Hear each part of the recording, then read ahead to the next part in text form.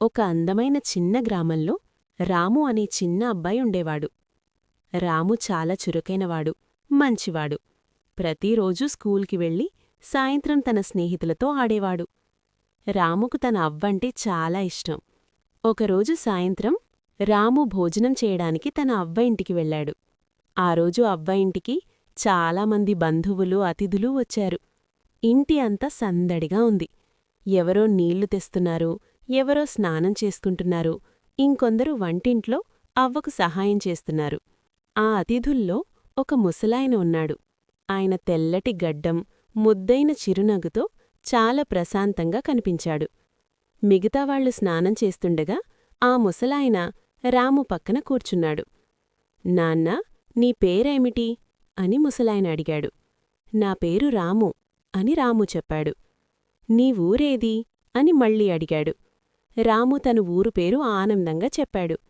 కొద్దిసేపటికి ముసలాయన, నీకు అన్నదమ్ములు, అక్కచెల్లెళ్ళు ఉన్నారా? అని అడిగాడు. ఉన్నారు తాతయ్యా, 3 అని రాము గర్వంగా చెప్పాడు. అప్పుడు ముసలాయన చిరునవ్వుతో, అందరూ కలిసిమెలిసి ఉంటారా? అని అడిగాడు.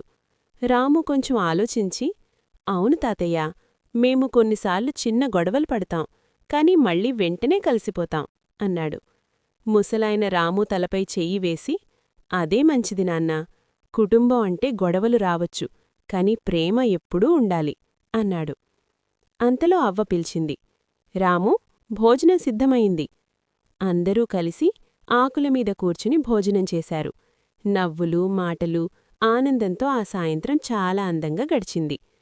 భోజనం అయ్యాక ముసలాయన వెళ్లే ముందు రామును దగ్గరికి పిలిచి, ఎప్పుడూ నీ కుటుంబంతో ప్రేమగా ఉండాలి, అదే నిజమైన సంపద అని ఆశీర్వదించాడు.